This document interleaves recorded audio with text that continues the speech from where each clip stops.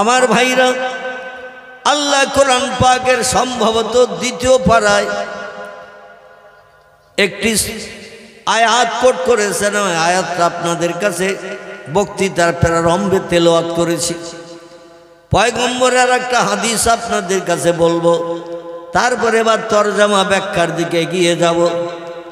খুব বেশি কোরআন হাদিসের তথ্য দিয়ে আপনাদের আমলনামার থলি আমি ভর্তি করিয়ে ডাংছিল না, অল্প স্বল্প দেব, তবে একটু মনোনিবেশ সহকারে শুনবেন। আশা রাখি মসজিদের আবার নতুন করে ছাদ দেওয়ার দরকার হবে। ঠিক বললাম না ভুল বললাম? মসজিদ আবার নতুন করে ছাদ দেওয়ার দরকার হবে, কারণ যদি সেই লাইনে আমরা চলতে পারি, যে লাইনে আল্লাহ প্রেমিকরা চলেছেন। আমার এই পূর্ববর্তী বক্তা শ্রদ্ধা ভাজন হাফেজ সাহেব হুজুর কেবলা যে বিষয়ে আলোচনা করছিলেন, আমি সেই বিষয়ের দিকে দৃষ্টি নিক্ষেপ করে গাড়িটা আরেকটু এগিয়ে নিয়ে যেতে চাইছি।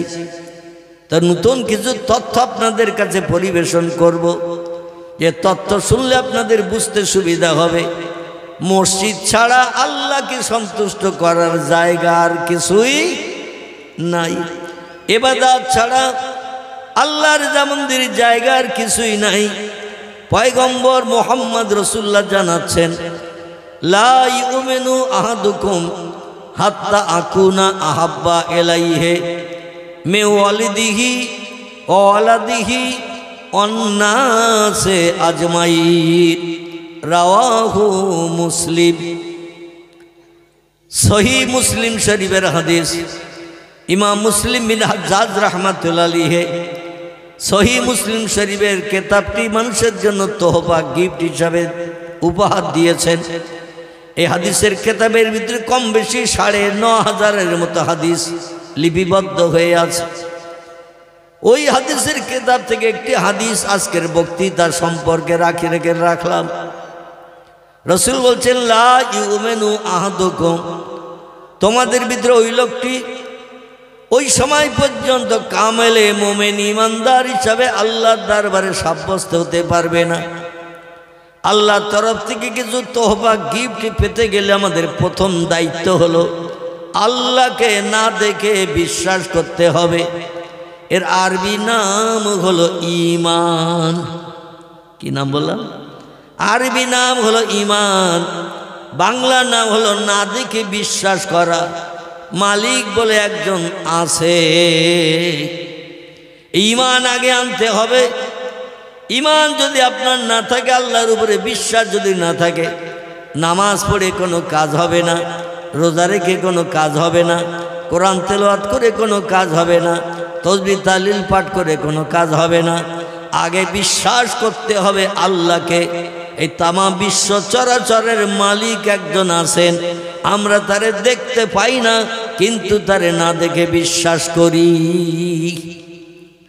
মান আমানা বিল্লাহি ওয়াল ইয়াউমিল আখির, আল্লাহ বলছেন আমারে না দেখে যেমন বিশ্বাস করো, তামাম বিশ্ব ব্রহ্মাণ্ডের চরাচরের মালিক একজন আমি আছি, সেই রকম আরেকটা জিনিস তোমাদের বিশ্বাস করতে হবে না দেখে। সেটির নাম হলো পরকাল। অনলগ্নিকুণ্ডের জাহান্নাম বানিয়ে রেখেছে।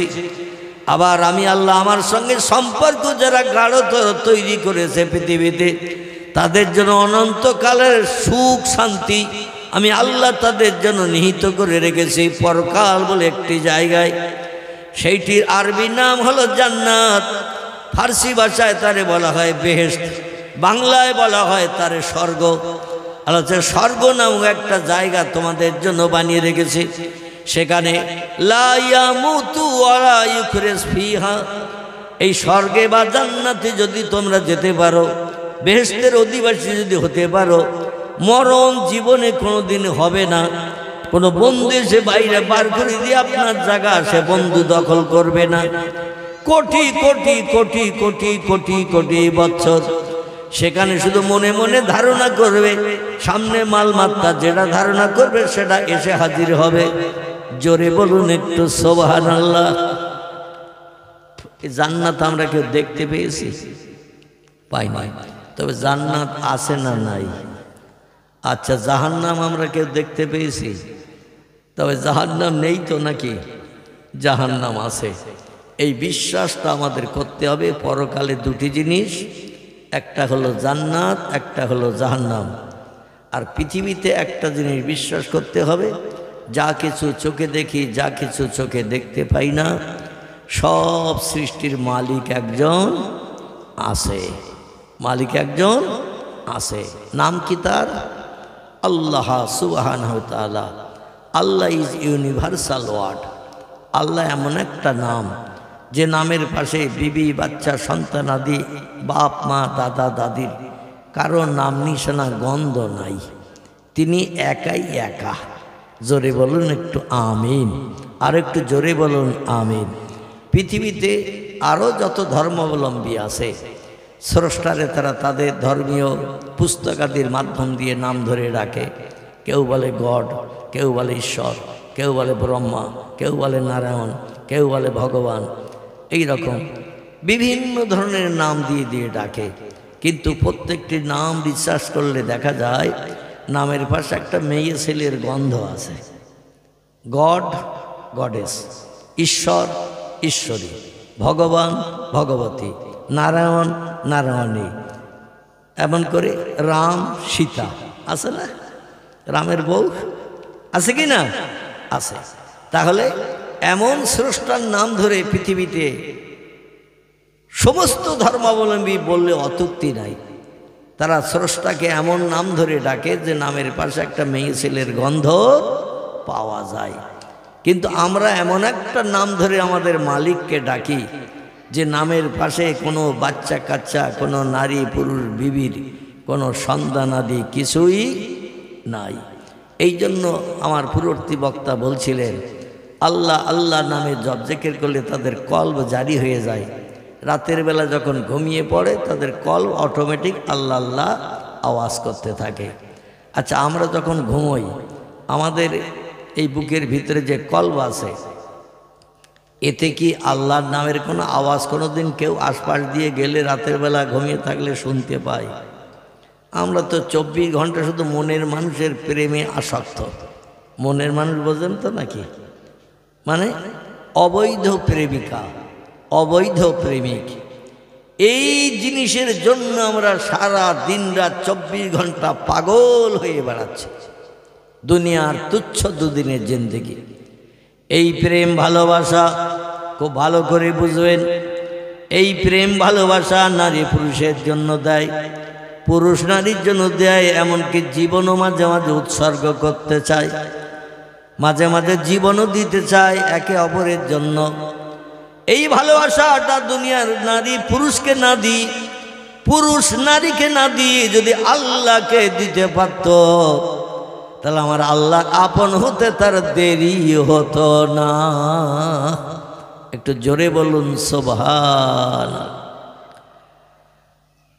আমার ভাইরা, পয়গম্বর মুহাম্মদ রাসূলুল্লাহ বলছেন, লা ইউমিনু আহাদুকুম, তোমাদের ভিতরে ওই লোকটি কামেলে মুমিন ইমানদার হিসাবে আল্লাহর কাছে তত সময় পর্যন্ত বিবেচিত হতে পারবে না, হাত্তা আকুনা আহাব্বা ইলাইহি, যত সময় না পর্যন্ত আমি মুহাম্মদ রাসূলুল্লাহ আমার ভালোবাসা তার ভিতরে বেশিতর তৈরি না করবে,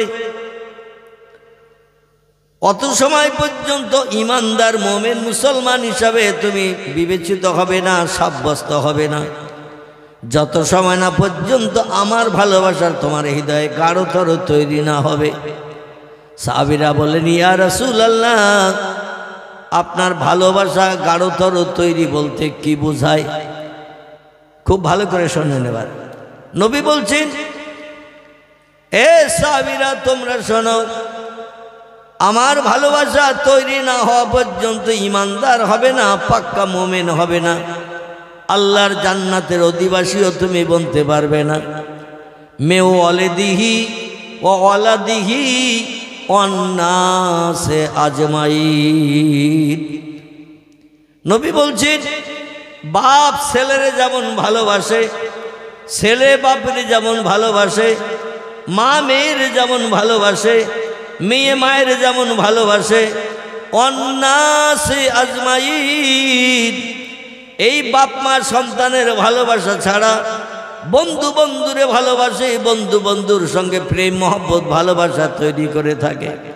পৃথিবীর মানুষের ভিতরে যত মহব্বত প্রেম ভালোবাসা বন্ধুত্ব প্রেমিক প্রেমিকার ভালোবাসা আছে, সমস্ত ভালোবাসার থেকে আমার ভালোবাসা তার হৃদয়ে যত সময় তৈরি না হবে তত সময় পর্যন্ত জান্নাতের বাসিন্দা বনতে পারবে না। জোরে বলুন একটু নাউজুবিল্লাহ। এবার আমি একটু জিজ্ঞাসা করি খিদিরপুরের মাঝের পাড়া বা পার্শ্ববর্তী পাড়ার ভাইদের কাছে, নিজের ছেলে মেয়ের থেকে নবীরে আমরা কি বেশি ভালোবাসি? একটু কথা বলতে হবে। নিজের ছেলে মেয়েরে যতটা ভালোবাসি নবীরে অতটা আমরা ভালোবাসতে পেরেছি? পারিনি।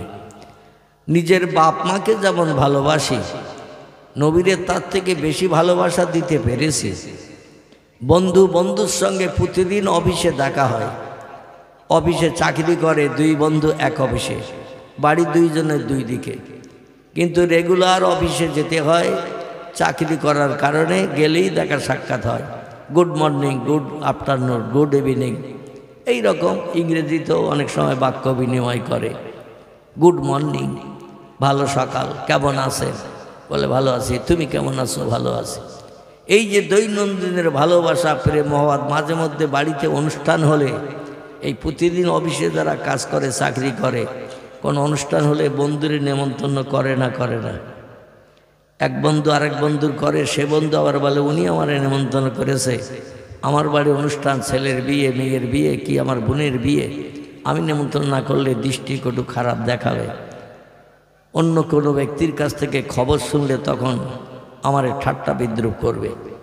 এই কারণে সে বন্ধু মাঝে মাঝে বন্ধুর নেমন্তন্ন করে।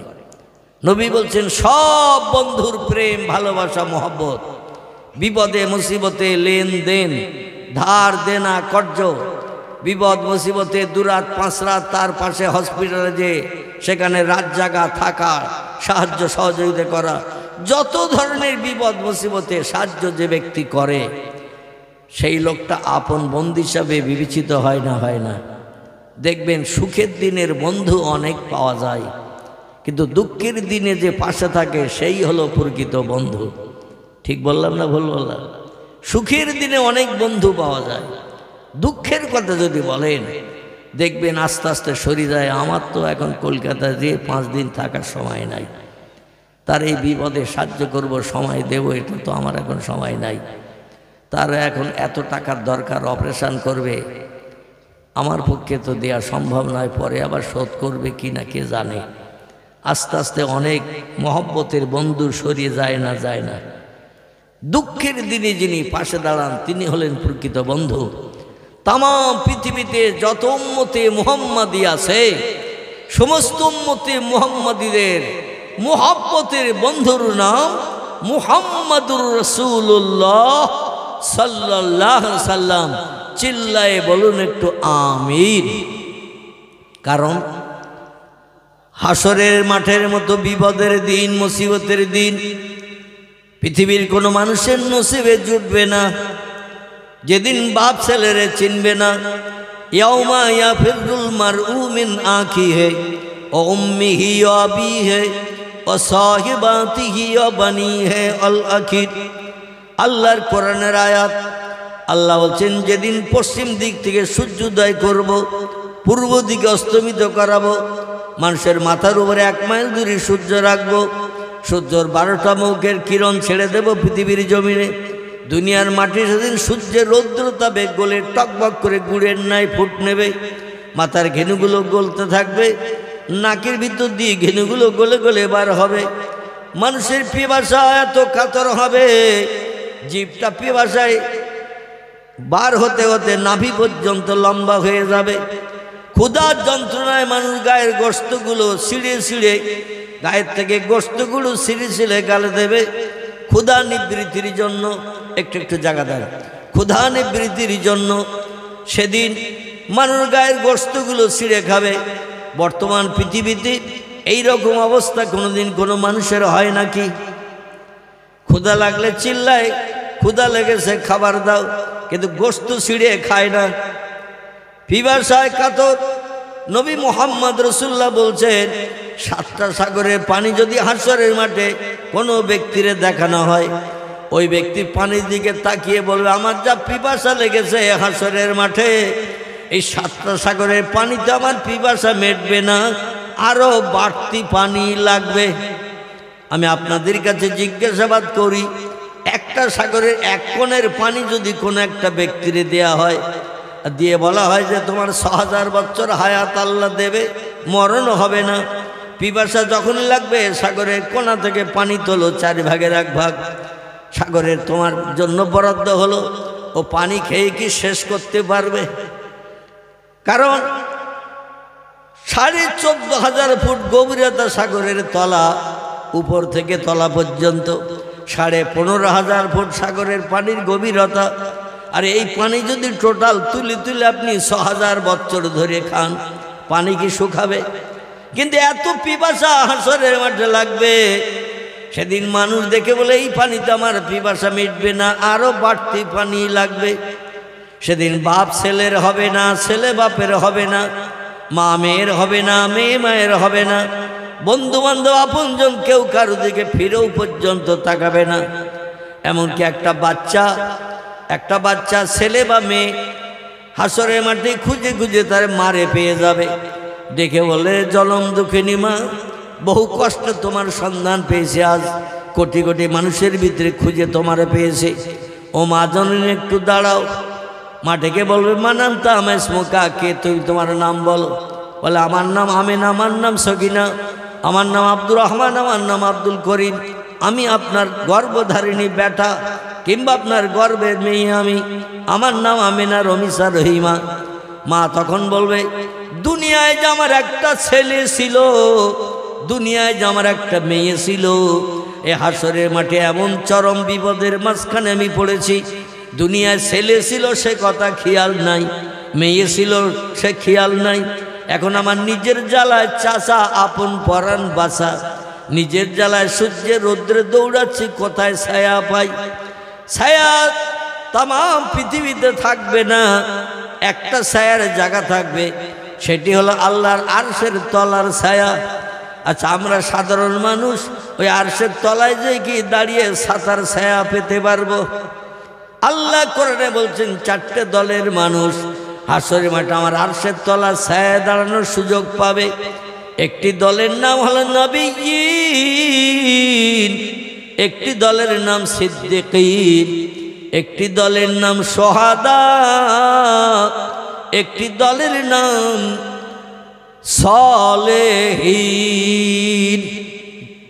জোরে বলুন একটু আল্লাহু আকবার। কটা দল? 4টে দল। আচ্ছা, এই 4টে দল বাদ দিলে আর কোনো দল থাকে বলে মনে হয়? চাষি, তাঁতি, খামার, কুমোর, সুতোর, ধোপা, নাপিত, ডাক্তার, কবিরাজ, হাকিম, জজ, উকিল, ব্যারিস্টার, এইভাবে বিজ্ঞান, দর্শন, ইঞ্জিনিয়ার, যত দলের মানুষ পৃথিবীতে আছে, এর এই 4টে দলের বাইরে না এই দলের ভিতরে? এই দুনিয়ায় আর যত দলের নাম করলাম, এর এই 4টে দলের ভিতরে না বাইরে? এরা বাইরে। কারণ কিয়ামত পর্যন্ত আমরা যদি চেষ্টা চালাই, নবী হতে কেউ পারব না। 2 নম্বর, সত্যবাদী এই পৃথিবীতে যারা বনবে, কোনোদিন একটা মিথ্যার আশ্রয় নেবে না। আল কেযবু উম্মুজ জুনুব, মিথ্যা হলো পাপের মা।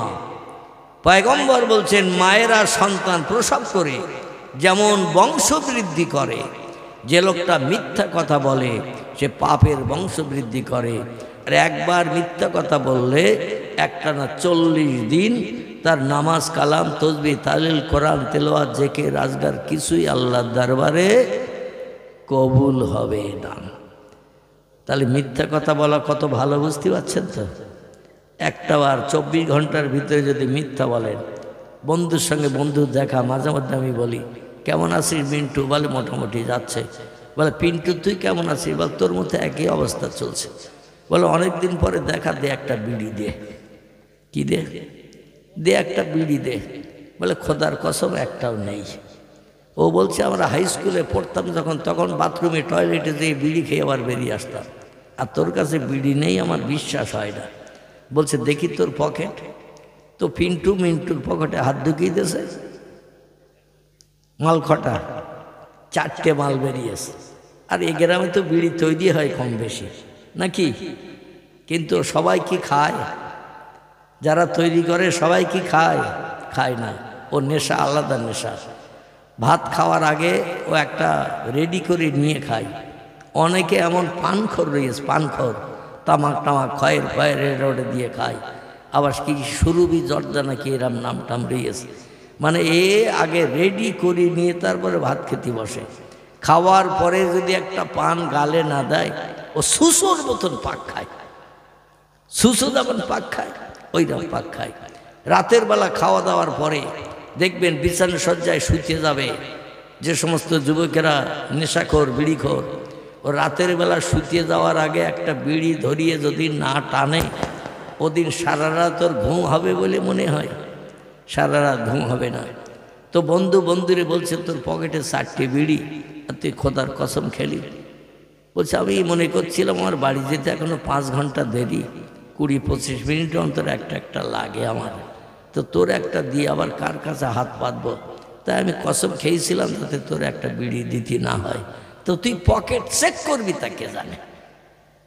আহারে, নবী বলছেন কুল্লু মুস্কিরিন হারামুন, প্রত্যেকটি নেশাকর বস্তু পান করা হলো হারাম। জবান যদি দুর্গন্ধ করে নেশাকর বস্তু পান করে, ওই জবানের কোন ইবাদত বন্দেগী, তসবিহ, তাল, কোরআন তেলাওয়াত, জিকির আজগার আল্লাহর দরবারে কোনোদিন কবুল হবে না, সব বিফলে চলে যাবে। জোরে বলুন একটু নাউজুবিল্লাহ। আমার ভাইরা, পয়গম্বর মুহাম্মদ রাসূলুল্লাহ বললেন, দুনিয়ার সব মানুষের থেকে আমার ভালোবাসা, প্রেম যদি বেশি তৈরি করতে না পারো হৃদয়ে, আল্লাহর জান্নাত হালাল বানানো কষ্টকর হয়ে যাবে। সাহাবীরা বলে ইয়া রাসূলুল্লাহ, ইয়া হাবিবাল্লাহ, আপনার ভালোবাসা সব জিনিসের থেকে বেশি আমাদের হৃদয়ে তৈরি করতে হবে। রাসূল বললেন না। হযরত ওমর দাঁড়িয়ে গেলেন মজলিসে। ওমর বলছেন ইয়া রাসূলুল্লাহ, আমি বিবি বাচ্চা, অর্থ সম্পদ, জায়গা জমি, বিভিন্ন জিনিসের থেকে আপনার ভালোবাসা হৃদয় এখনো তৈরি করতে পারি নাই। ওমর কিন্তু কিছু গোপন রাখতো না, যেটা সামনে আসতো সঙ্গে সঙ্গে সেটা বলে দিত। বলে আমার বিবি বাচ্চার থেকে, জায়গা জমি, টাকা পয়সা, অর্থ সম্পদের থেকে আপনার ভালোবাসা আমি বেশি তৈরি করতে পারি নাই। নবী বললেন তাহলে তুমি ইমানদার মুমিন এখনো হতে পারো নাই। আর ইমানদার মুমিন যে লোকটি পাকা পোক্ত না হবে, আল্লাহকে সে লোকটি আপন বানাতে পারবে না। জোরে বলুন একটু সুবহানাল্লাহ। পয়গম্বর মুহাম্মদ রাসূলুল্লাহ মসজিদে নববীর ভিতরে আসরের নামাজ অন্তে ওয়াজ করছেন। সাহাবায়ে কেরামেরা ওয়াজ শুনছেন। মেয়েরাও বিশ্ব নবী মুহাম্মদ রাসূলুল্লাহর কন্যা হযরতে ফাতেমার হজরা, মায়েশার হজরা পাশাপাশি ছিল, গায়ে গায়ে লাগানো। এই হজরার ভিতরে মদিনার অনেক মেয়েরাও এসে বসত। তারাও পয়গম্বরের মুখনিসৃত জবানি তারাও শ্রবণ করত। তবে সে যুগে মাইকের কোনো প্রচলন ছিল না, খালি মুখে ওয়াজ নসিহত হতো। খুব বেশি দূর যেতে হবে না, এখান থেকে 100 বছর আগে আমরা যদি চলে যাই, ইতিহাস আলগা করলে দেখা যাবে আল্লামা রুহুল আমিন রাহমাতুল্লাহ আলাইহি খালি মুখে ওয়াজ করতেন।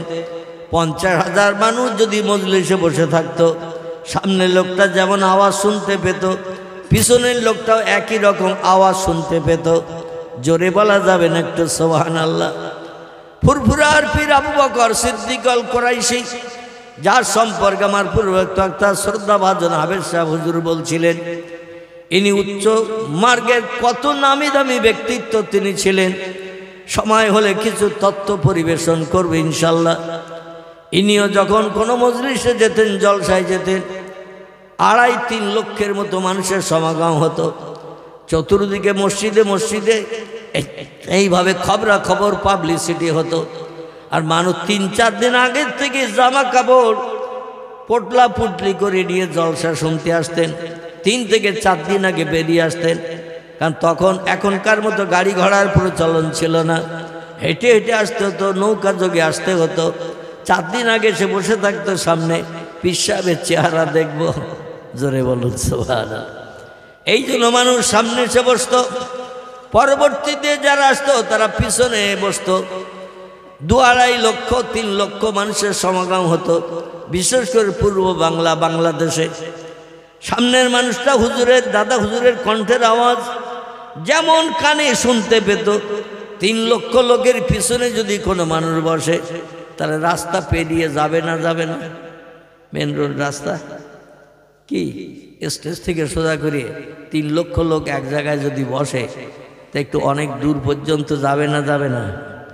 ওই 3 লক্ষ লোকের পিছনে যারা বসে থাকতো তারাও একই রকম আওয়াজ শুনতে পেত। আল্লাহ পাক রব্বুল আলামিন হাওয়ার মাধ্যম দিয়ে, এখন যেমন টেলিফোন করেন হাওয়ার মাধ্যম দিয়ে টাওয়ারে ধরে নিয়ে আপনার মোবাইলে পৌঁছে দিচ্ছে, সে যুগে হাওয়া আপনার কথাগুলো উড়িয়ে নিয়ে সব মানুষের কানে পৌঁছে দিত। তো আমি মোল্লা মৌলবী, আমার কথা এখন পৌঁছাবে না, মাইকে আওয়াজ দিলেও রাস্তা পার হবে না। তারা ছিল আল্লাহ প্রেমিক, আল্লাহ ভক্ত, খোদা প্রেমিক, খোদা ভক্ত। তাই দুনিয়ার সব সৃষ্টিকে তারা বশ করে নিতে পেরেছিল। এজন্য প্রত্যেকটি সৃষ্টি তাদের হুকুমের মান্যতা দিয়ে উদ্দেশ্যটা পরিপূর্ণ বাস্তবে রূপদান করে দিত।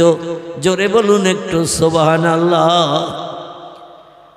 নবীর মহব্বত, নবীর প্রেম, নবীর ভালোবাসা কেমন বাঁচতে হবে পয়গম্বর সেদিন এই ওয়াজ করেছেন। মেয়েরাও মা ফাতেমা, মা আয়েশার হুজরার পাশে বসে বসে ওয়াজ শুনেছেন। সকলের কানে একই রকম আওয়াজ চলে গেছে। আল্লাহ নবী আসরের নামাজ অন্তে কিছু সময় বক্তৃতা করে সন্ধ্যার আগে মদিনার দেশে পয়গম্বরের স্ত্রী ছিল মোট এতজন। কজন? 9 জন। রসুলের মদিনার দেশের বিবির সংখ্যা ছিল মরণের সময় পর্যন্ত 9 জন। যখন কোনো স্ত্রী ইন্তেকাল করেছেন 8 জন হয়েছে। নবী আরেকজন বিধবা, স্বামীহারা বিধবা, তাকে বিবাহ বন্ধনে আবদ্ধ করেছেন তাদের দাবি পূরণের জন্যে, চোখের পানি মোচনের জন্য। বিধবা এসে নবীজির সামনে কাঁদে, ইয়া রাসূলুল্লাহ, আমার স্বামী যুদ্ধের মাঠে দিন প্রচার করতে যে ইন্তেকাল করেছে, মারা গেছে। পয়গম্বর বললেন, তো মা সালাকা ইয়া আইয়ুহান নিসা, কি আপনি বলতে চাইছেন? কাঁদছেন আমার সামনে এসে বলুন। প্রয়োজন হলে সরকারি রাজকোষ থেকে মাসে মাসে ভাতা দেব, প্রয়োজন হলে আপনারে পোশাক পরিচ্ছদ লাগলে দেব, আপনাকে উলঙ্গিনী আমি রসুল রাখবো না। এই জন্য আপনি কি উদ্দেশ্য নিয়ে কথা বলতে এসেছেন বলুন। মেয়েটা ডেকে বলতে, ইয়া রাসূলুল্লাহ, আমি অর্থ সম্পদ চাই না, জায়গা জমি চাই না, খাবার দাবার চাই না। আপনি যদি আপনার বিবির তালিকায় আমার নামটা একটু নথিভুক্ত করে নেন, হাসরের মাঠে নবীর বিবিরা যেখানে হাজিরি দেবে অন্তত সেখানে নবীর স্ত্রী যাবে যদি মর্যাদা পাই, এটাই আমার জন্য সব থেকে বড় পাওনা। জোরে বলুন সুবহান। রসুল বলতেন, আমি বৃদ্ধ, বুড়ো হয়ে গেছি, 58 বছর বয়স, 59 বছর বয়স, আমি বৃদ্ধকালে উপনীত হয়েছি। আমার বিবাহের এখন আর প্রয়োজন নাই, দরকার নাই। তবে তোমরা কাঁদবে, আমি রসুল ওটা পছন্দ করি না। আমার জীবনে 3টি জিনিস আমি খুব বেশি ভালোবাসি, মহব্বত করি, ভক্তি করি। কটি? 3টি। 3টি জিনিস আমি রসুল আমার নিজের জীবনের থেকে বেশি ভালোবাসি, জীবনের থেকে বেশি মহব্বত করি। সাহাবীরা বলে, ইয়া রাসূলুল্লাহ, হে মা হিয়া সালাস, ওই 3টি জিনিস কি কি একটু আমাদের কাছে বলুন। পয়গম্বর বলেন, 1 নম্বরের ভালোবাসা হলো আমি আমার জীবন অপেক্ষা আমার আল্লাহকে বেশি ভালোবাসি, নিজের জীবনের থেকে বেশি ভালোবাসি আমার আল্লাহকে। সাহাবীরা বলে, মা হিয়াল ইসনা ইয়া রাসূলুল্লাহ, 2 নম্বরের ভালোবাসা কোনটি, যেটি আপনি জীবনের থেকে ভালোবাসেন? নবী বলছেন, যে সমস্ত নারীরা বিধবা হয়ে গেছে, যুদ্ধের ময়দানে স্বামীরা যুদ্ধ করতে যে শহীদ বরণ করেছে, অভাগা নারীরা, বাচ্চারা, বাপারা এতিম, তাদের সংসার পরিচালনার কেউ নাই, তারা স্বামীহারা বিধবা নারী, ঘরের বারান্দায় ঘরের কোণে বসে বসে ফপিয়ে ফপিয়ে কাঁদবে, যাদের দুঃখ দেখার কেউ নাই, চোখের পানি মোছনের কেউ নাই। আমি রাসূল এইরকম অভাগা বিধবা নারীদের বড় ভালোবাসি। জোরে বলুন একটু সুবহানাল্লাহ। ভালোবাসা মানে তাদের দুঃখ দুর্দশা নিবারণ করতে আমি রাসূল ভালোবাসি, যাতে তারা আর না কাঁদে ফবিয়ে ফবিয়ে বাকি জিন্দগি কেঁদে কেঁদে চোখের পানিতে বুক না ভাসায়। যেটা প্রস্তাব দেয় দাবির করে, আমি সে প্রস্তাবগুলো বাস্তবে রূপদান করতে বড় ভালোবাসি, সুখী সমৃদ্ধিশালী জীবন গঠনের জন্য। সাহাবীরা বলেন মাহিয়া সালাসিয়া রাসূলুল্লাহ, 3 নম্বরে ভালোবাসা আপনার জীবনের থেকে কোনটি ভালোবাসেন? নবী বলেন আল্লাহ পবিত্র, আল্লাহ জীবনের নাপাকি হন না। এজন্য আমি মুহাম্মদ রাসূলুল্লাহ আমার দেহ পিঞ্জরটা পবিত্র রেখে আতর সুরমার সুগন্ধি ব্যবহার করতে বড় ভালোবাসি। জোরে বলুন একটু সুবহানাল্লাহ। আমি একটু পবিত্রতা ভালোবাসি আর সুগন্ধি দ্রব্য আমি ব্যবহার করতে বড় ভালোবাসি, কারণ দেহ দুর্গন্ধ হলে আল্লাহর ফেরেশতা আসে না, বান্দার ধারে পাশে ঘাসে না। এই দেহটা সবসময় পাকপুত পবিত্র রাখতে হয়, সুগন্ধি ব্যবহার করাটা আমি বড় ভালোবাসি। এটা হলো আমার জীবনের 3টি ভালোবাসা। আমাদের ভিতরে কি একটাও আছে? আল্লাহরে আমরা জীবনের থেকে বেশি ভালোবাসতে পারিনি। 2 নম্বর, পাড়া প্রতিবেশী গ্রামের ভিতরে যদি কোনো স্বামীহারা বিধবা নারী থাকে, 1-2 বাচ্চা যদি থাকে, তাদের সংসারটা কেমন চলছে, কেমন যাচ্ছে, আমরা কি কোনোদিন 2-5টা মিনিট সময় নিয়ে তাদের কাছে গিয়ে খোঁজ নিতে কোনোদিন গেছি? বেয়াদবি নেবেন না, খোঁজ নিতে গেছি, আমরা জিজ্ঞাসা করেছি কেমন চলছে, কিভাবে চলছে, আজ দুপুরে রান্না হয়েছে কি, রাত্রে খাওয়া দাওয়া হয়েছে। আজকের এই খবর আমাদের নেওয়ার সময় নাই। 3 নম্বর হলো পয়গম্বর মুহাম্মদ রাসূলুল্লাহ যখন পেশাব করতেন, পায়খানা করতেন, ঘুম থেকে উঠতেন, সঙ্গে সঙ্গে তিনি পবিত্রতা অবলম্বন করতেন, কারণ আল্লাহ পবিত্র। এই জন্য পয়গম্বর মুহাম্মদ রাসূলুল্লাহ অজু করে পবিত্রতা অবলম্বন করে থাকার চেষ্টা করতেন। এমনকি হযরতে বেলাল হাবশী নবীজির কাছ থেকে তথ্য পেয়ে উনি একটু বেশি পবিত্রতা থাকার দায়িত্ব পালন করেছিলেন বলে রাসূল মেরাজের রজনীতে আল্লাহর সঙ্গে দিদার করে যখন জান্নাত দেখতে গেছেন, নবী যাচ্ছেন জান্নাতের বিভিন্ন নাজ নেয়ামতগুলো পরিদর্শন করতে, সামনে একজন লোক হেঁটে যাচ্ছে আগে আগে। রাসূল বলছেন ইয়া আখি জিবরিল মান আনতা, ওই যে লোকটা হেঁটে যাচ্ছে আমার আগে আগে, পায়ের শব্দ শোনা যাচ্ছে, লোকটার দেখতে পাচ্ছি না, কিন্তু পায়ের একটা খড়মের শব্দ, খটখট আওয়াজ হচ্ছে, আমি যত যাচ্ছি তত আওয়াজটা এগিয়ে যাচ্ছে, লোকটার তো দেখতে পেলাম না, আপনি কি বলতে পারেন লোকটা কে?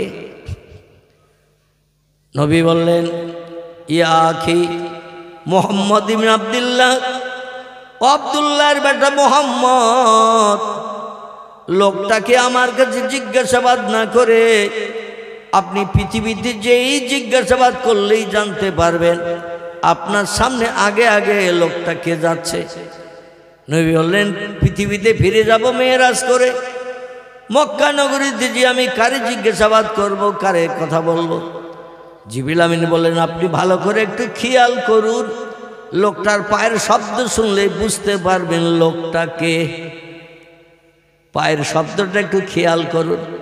নবী একটু থমকে দাঁড়ালেন, পায়ের শব্দ থমকে দাঁড়িয়ে গেল। নবী আবার হাঁটা শুরু করলেন, পায়ের শব্দ আবার আগে আগে হেঁটে যায়। পয়গম্বর বলে আল্লাহ সৃষ্টির ভিতরে সেরা আমি, আমার মতো মর্যাদা সম্মান দাম পৃথিবীতে আর কোনো ব্যক্তি পায় নাই, কোনো নবী পায় নাই, কেউ পায় নাই। আমি হলাম সব থেকে দামি ব্যক্তিত্ব। এই জন্য আল্লাহর আরশ কুরসিতে আমি যে আল্লাহর সঙ্গে 27 বছরের লম্বা দিন সামনাসামনি বসে গল্প করার সুযোগ পেয়েছি। জোরে বলুন একটু সুবহানাল্লাহ। কিন্তু জান্নাতে যখন পরিভ্রমণ করতে গেলাম, আমার সামনে একজন লোক হেঁটে যাচ্ছে, কোন বাপের বেটা সে, কোন নবী, কোন ব্যক্তিত্ব সে, আমার আগে আগে চলে যেয়ে দেখতে দেখতে গিয়ে যাচ্ছে। জিবরিল বলে একটু খেয়াল করুন পায়ের শব্দটার দিকে। নবী একটু থমকে দাঁড়ালেন। ইন্নামা বুইস্তু মুআল্লিমান, আল্লাহ পাকের পয়গম্বর বলছেন আল্লাহ পাক তাম বিশ্ববাসীর শিক্ষক করে, টিচার করে, প্রফেসর করে, অধ্যাপক অধ্যক্ষ করে আমার এই পৃথিবীতে পাঠিয়েছেন। আমার মতো জ্ঞান পৃথিবীতে কারো নাই, ভবিষ্যতও হবে না, অতীতও ছিল না।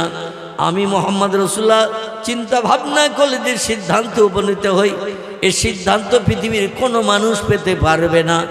জোরে বলুন একটু সুবহানাল্লাহ। নবীজি একটুখানি নীরব থেকে বললেন, ভাই জিবরিল, আমি যেন বুঝছি আমার সঙ্গে যখন হাবশার অধিবাসী উমাইয়া বিন খলফের গোলাম কলেমা পড়ার পরে আমার কাছে যখন দিন শরীয়তের কথাবার্তা শিখতে আসতো, দিন শরীয়তের আলোচনা শুনতে আসতো, ওই বেলালের পায়ের খড়মের শব্দ এই রকম খটখট খটখট করে আমার কানে লাগতো।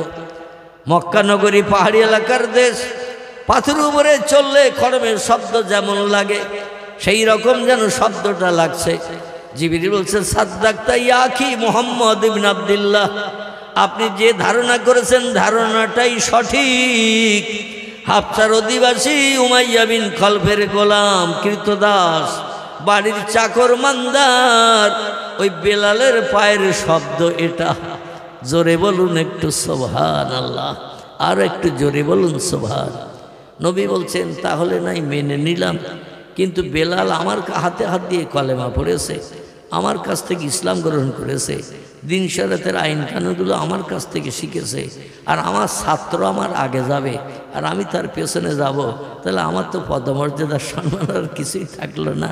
বেলাল কোন আমলের কারণে, কোন কাজের বদৌলতে আমার আগে আগে আর জান্নাতে যাওয়ার সুযোগ পেল?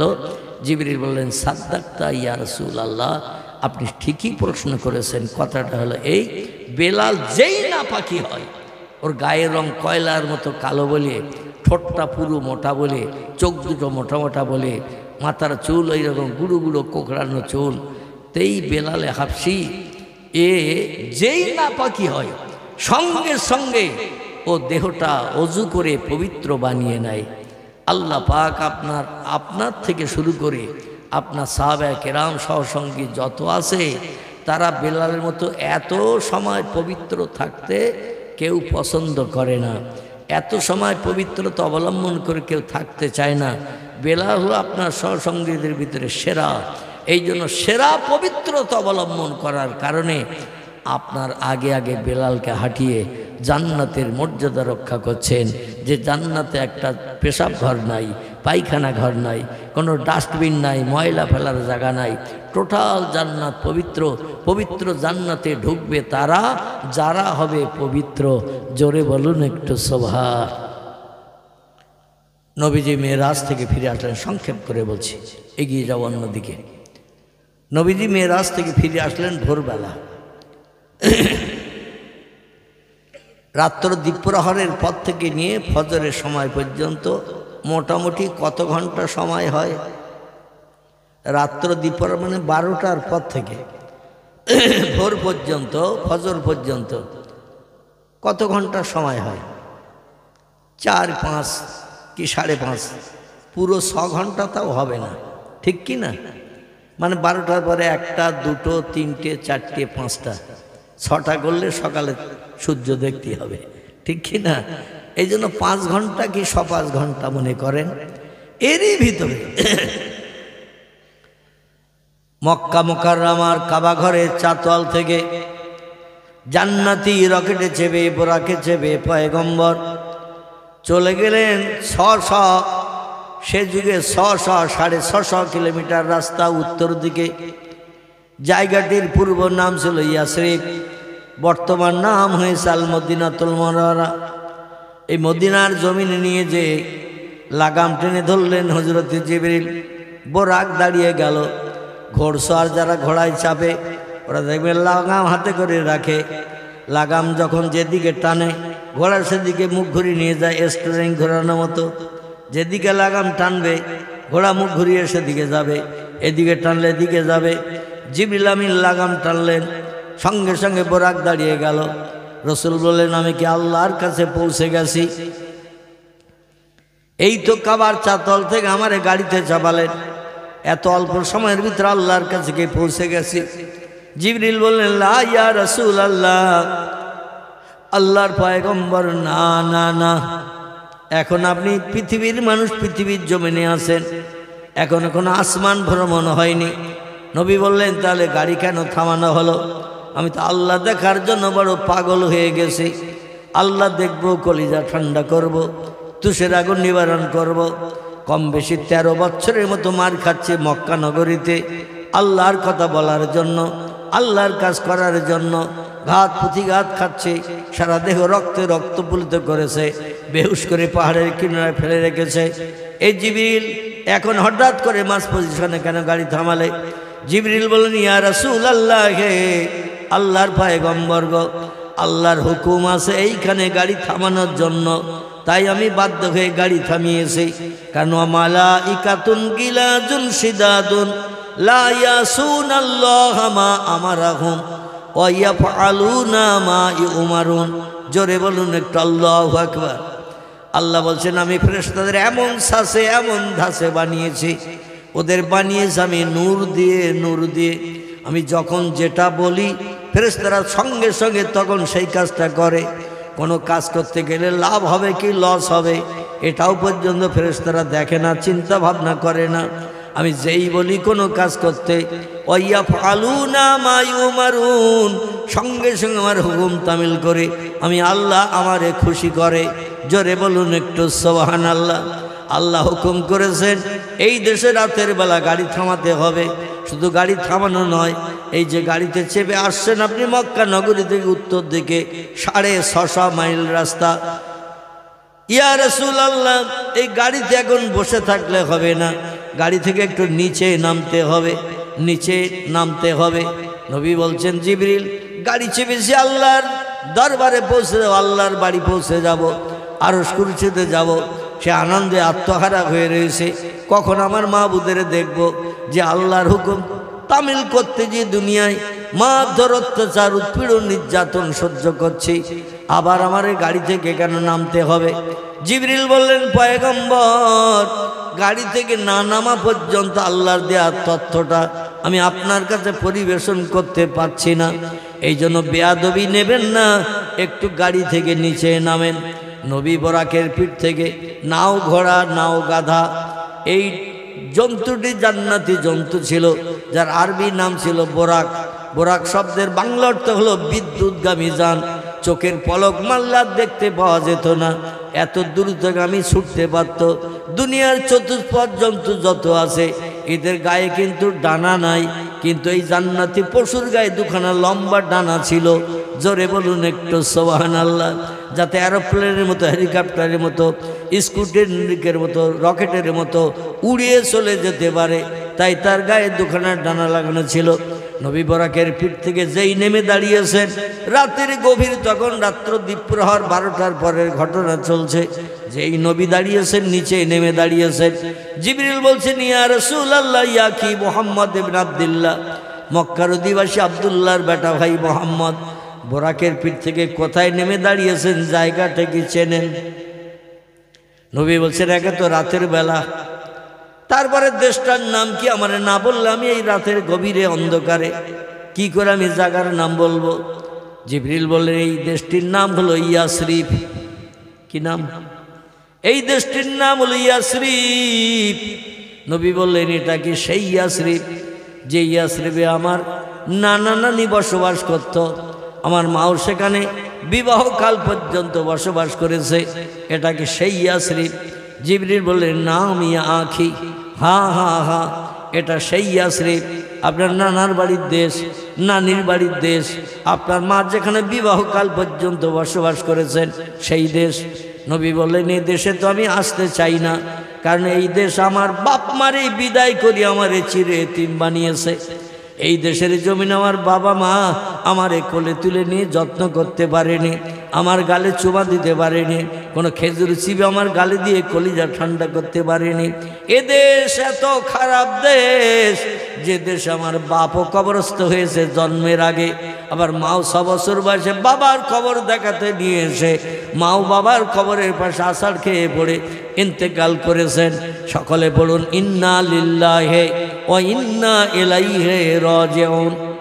আর এই দেশে এই জন্য মনের দুঃখে আমি আসি না, আসলাম আর হৃদয়ের ভিতরে সেই তুষার আগুন জ্বলে উঠবে। এই দেশে আমি বাপ হারা, এই দেশে আমি মা হারা, এসেছিলাম মায়ের সঙ্গে, বাপ হারা মা হারা হয়ে চিরে তিম বনেছে। আমার আহা বলার কেউ নাই, দুঃখ দেখার কেউ নাই। এই দেশে আমি মনের ভুলেও আসি না। আর আজকের মেয়েরাজের রজনীতে এই দেশে আমার এখানে বোরাক থেকে নিচে নামিয়েছেন। জিবরিল বলছেন, ইয়া রাসূলুল্লাহ, আমার কিছু করার নাই, আল্লাহর হুকুম। এজন্য বাধ্য হয়ে আল্লাহর হুকুমের তালিম আমরা দিই, আল্লাহর হুকুম তামিল করি, তাই বাধ্য হয়ে আমার কাজ করতে হয়েছে। নবী বললেন, কি জন্য নামিয়েছো তথ্য দাও। বলে, যেখানে দাঁড়িয়েছেন জায়গাটাকে চিনতে পারেন? রাসূল বললেন, লা ইয়া আখি রুহুল আমিন, আল্লাহর ফেরেশতা জিবরিল, রাতের বেলা অন্ধকার, আমি কি করে বুঝবো জায়গাটাকে? জিবরিল বললেন, তাহলে তত্ত্বটা শুনে নিন। আজ আনন্দের দিন, খুশির দিন, আল্লাহ দেখবেন, কলিজা ঠান্ডা হবে, নূরে তাজলের চেহারা দেখে জীবন ধন্য হবে। যা কিছু আল্লাহর কাছে দাবি করবেন, আল্লাহ দাবি পূরণ করে খুশিতে বাগ বাগ করে আপনার পৃথিবীতে আবার ফিরিয়ে দেবেন। আজকে সে আনন্দের দিন, খুশির দিন। তাই খুশির দিনে একটি তথ্য আপনারে দিই, সেটা হলো এই, কিছুদিন পরে মেরাজ থেকে ফিরে যেয়ে মক্কায়, কিছুদিন পরে আল্লাহ পাক মক্কা নগরীতে আপনারে থাকতে দেবে না। মক্কা মানুষদের অত্যাচার, উৎপীড়ন, নির্যাতন থেকে নিষ্কৃতির জন্য এই ইয়াসরিবের দেশে আল্লাহ আপনারে আসতে বলবেন। আর এই দেশে এসে যেখানে ঘর বেঁধে বাস করবেন মরণের দিন পর্যন্ত, সেই জায়গাটা হলো এই বোরাকের পিঠ থেকে নেমে দাঁড়ানোর জায়গা। জোরে বলুন একটু সুবহানাল্লাহ। এই যে বোরাক থেকে, সোয়ারি থেকে নেমে যেখানে দাঁড়িয়েছেন, এই জায়গাটা আপনার বাকি জিন্দেগি ঘর বেঁধে বসবাসের জায়গা। তাই সেই জায়গাটা আপনার দেখালাম। পরবর্তী জিন্দেগি এখানেই আপনাকে বসবাস করতে হবে যতদিন বাঁচবেন। নবী বললেন, আর কোনো তথ্য দেবে এখানে? আমি এখন আল্লাহ দেখার জন্য পাগল। জিবরিল বলছেন, নাম ইয়াকি মুহাম্মদ ইবনে আব্দুল্লাহ, আরও একটা তথ্য দেবে এখানে। রাসূল বলছেন, মা হিয়া, সে তথ্যটা কি? তথ্যটা হলো এইখানে যে আপনি বসবাস করবেন ঘর বেঁধে, এইখানে আবু বকর সিদ্দিকের কন্যাকে নিয়ে আপনাকে এখানে ঘর সংসার করতে হবে। বিবি আয়েশার ঘর হবে এই জায়গায়। জোরে বলুন সুবহানাল্লাহ। নবী বলছেন, তাই নাকি? বলে, হ্যাঁ। বলে, আমার বিবি হবে আবু বকরের কন্যা। জিবরিল বলছেন, না, আমি ইয়া রাসূলুল্লাহ, আল্লাহ আয়েশার তকদির লিপিবদ্ধ করে রেখেছেন, আপনার সঙ্গে বিবাহ বন্ধন আবদ্ধ হবেন। আপনার বয়স যখন হবে 54, মতান্তরে 55 বছর। আবু বকরের দ্বিতীয় মেয়ে নাম তার আয়েশা, তার সঙ্গে আপনার প্রণয় হবে। আর আয়েশাকে নিয়ে এইখানে আপনি ঘর সংসার করবেন। এই সেই জায়গা, এই জায়গাটা ভালো করে দেখে নিন। নবী বলেন, তারপরে আর কি কোনো তথ্য দেবে নাকি তুমি? জিবরিল বলছেন, না, ইয়া রাসূলুল্লাহ, এখন আরও একটা তথ্য দিতে বাকি। নবী বলছেন, মা হিয়া ইয়া আখি রুহুল আমিন, আর কি তথ্য এই জায়গা সম্পর্কে দেবে? জিবরিল বললেন, ইয়া রাসূলুল্লাহ, আর একটা তথ্য যেটা দেব সেটা ভালো করে শুনে নিন। আপনার মরণ হবে এখানে, আর এখানেই আপনার কবর হবে। আপনার মরণ হবে এখানে, আর এখানেই আপনার কবর হবে। কিয়ামত পর্যন্ত এখানেই শুয়ে থাকতে হবে আপনার। জোরে বলুন সুবহানাল্লাহ।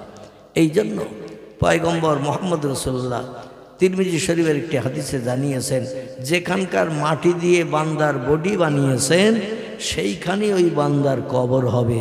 জোরে বলুন সুবহানাল্লাহ। আপনি যেখানেই থাকেন না কেন, মরে গেছেন দিল্লি, বোম্বাই, কানপুর, লখনৌ, বিহার, উড়িষ্যা, যেখানেই থাকেন না কেন, মরে গিয়ে কিন্তু লাশ সেই যেখানকার মাটি দিয়ে আপনার বডি বানানো হয়েছে, মানুষ হলো মাটির তৈরি। মানুষ হলো মাটির তৈরি।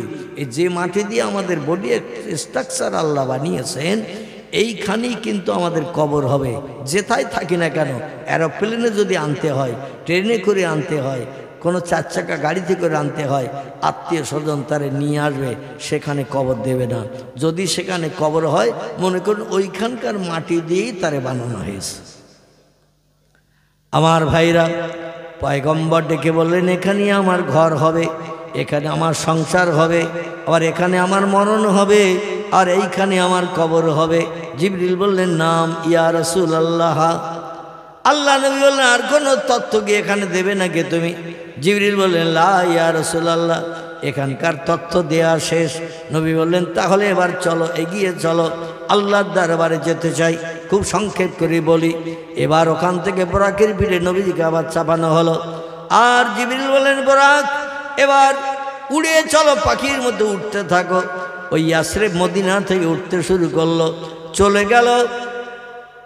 চলতে চলতে চলতে চলতে মাদায়েনের দেশ বলে একটি দেশ, যে দেশটির পাশের দেশের নাম হলো মিশর। কি নাম বললাম? মিশর। মিশরের পরের দেশটার নাম হলো মাদায়েন। মাঝখানে নীল দরিয়া, এই নীল দরিয়ার অপর পাটটা হলো মাদায়েনের দেশ, এ পাটটা হলো মিশরের দেশ।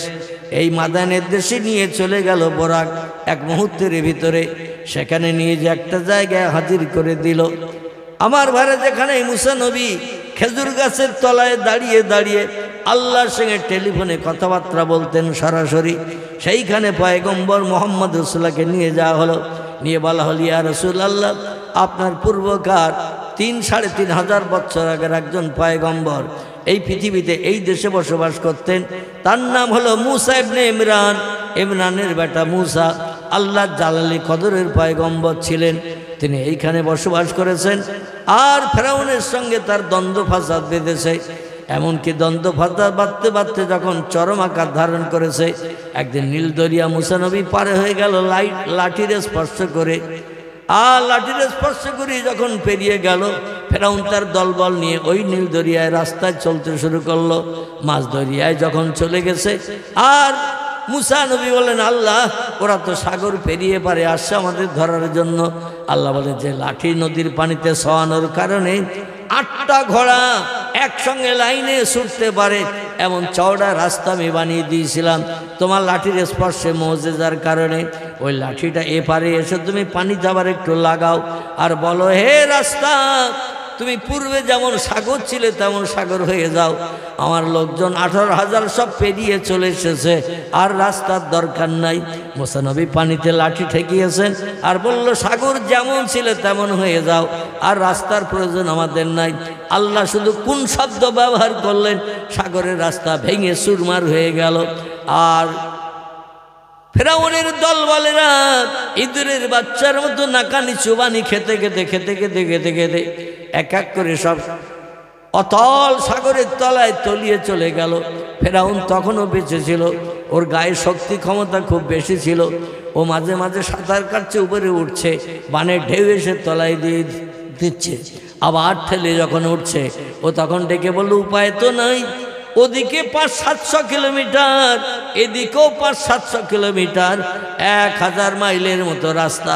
এই নীল দরিয়ার আর পাড়ি মাছ পজিশনে আসার পরে রাস্তা ভেঙে গেছে, এখন এখানে না কানে চুবনি খাচ্ছি, সাঁতার কেটে তো এত দূর ডেঙ্গায় পৌঁছানো সম্ভব না। তখন ডেকে বলো, মুসা, তোমার আল্লাহরে বলো, আমি যদি সাগর থেকে নিষ্কৃতি পাই তাহলে তোমার আল্লাহর উপরে ঈমান আনব। তাফসীর কারকেরা বলছেন, আল্লাহ শুধু কি মুসা ছিল ওই সময়? আল্লাহ কি ওই সময় শুধু মুসা ছিল না ফেরাউনেরও ছিল? ফেরাউনের লোক লস্করও ছিল কিনা? সকলের আল্লাহ কিনা? কিন্তু ফেরাউন আসলে মনের সঙ্গে ওটা মেনে নিতে পারেনি যে তোমার যে আল্লাহ আমারও সেই আল্লাহ। মুসা, তুমি একটু আল্লাহর কাছে বলো, আল্লাহ যদি এই চরম বিপদ থেকে আমার উপকার করেন তাহলে আমি ডাঙায় উঠে তোমার হাতে হাত দিয়ে কলেমা পড়ি ঈমান আনব। বরং বলছে, মুসা, তোমার আল্লাহরে বলো, তোমার আল্লাহরে বলো, মানে ওর আল্লাহ না। আল্লাহ এই কথা শুনে বলে, বেয়াদব, মরে যাচ্ছিস তা এখনো মর্যাদা হারাতে চাস না? এই জিবরিল, আমার মুসা তো রাগী মানুষ, বাল্যকালে আগুন গালে দেওয়ার কারণে জিভটা তার পুড়ে যে তোতলা মার্কা হয়ে গিয়েছিল। আর তোতলা যারা হয় এরা দেখবেন অল্পে তাড়াতাড়ি রেগে যায়। মুসা রাগান্বিত হয়ে বলছেন, আমার আল্লাহরে বলবো, তোমার আল্লাহ না, তাহলে আমি তোমার হয়ে কোনো কথা বলবো না। যতবার বলে তোমার আল্লাহরে বলো আমার উপকার করতে, মুসা বলে, ইগরি কিয়া ফেরাউন, এ ফেরাউন, তুই ডুবে মর, তুই ডুবে মর। আবার ফেরাউন তোমার আল্লাহরে বলো আমার একটু বাঁচাক, ডাঙায় উঠে আমি তোমার আল্লাহর উপরে ঈমান আনবো। মুসা নবী আবার বলছে ইগরি কিয়া ফেরাউন, ফেরাউন তুই ডুবে মর, তো ডুবে মরা না থাকা পর্যন্ত আমি স্বস্তি পেতে পাচ্ছি না।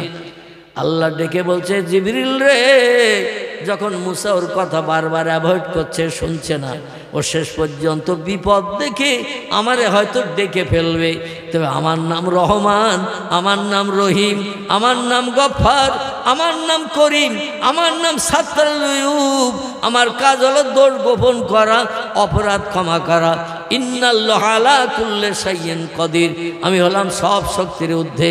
তাই মনে মনে যেটা পরিকল্পনা করি সেটা বাস্তবে রূপদান করি। ও যদি আমার নাম ধরে এই চরম বিপদে পড়ে একবার ডাকে, আমি আল্লাহর ডাক না শুনে পারবো না। বাধ্য হয়ে ওরে নীল দরিয়ার পানি থেকে আমি আল্লাহ হেফাজত করে ডাঙায় তুলতে বাধ্য হব। এই জন্য জিবরিল ইজহাব ইলা দুনিয়া, তাড়াতাড়ি করে পৃথিবীতে চলে যা। ওই নীল দরিয়ার কিনারা থেকে একটু সিট কাদা এক খামসা তুলে নে। কি কাদা? সিট কাদা, সিট কাদা, চিট কাদা এক খামসা তুলে নিয়ে নে, আর হা করে যে আল্লাহ বলে ডাকতে যাবে। মুসা ডাকে সাড়া না দেওয়ার কারণে সরাসরি আমারে ডাকবে, আমি আল্লাহ ওটা জানি বুঝি। বিপদ থেকে উদ্ধারের জন্য আমারে ডাকবে, মুসা নবী সাহায্য না করার কারণে।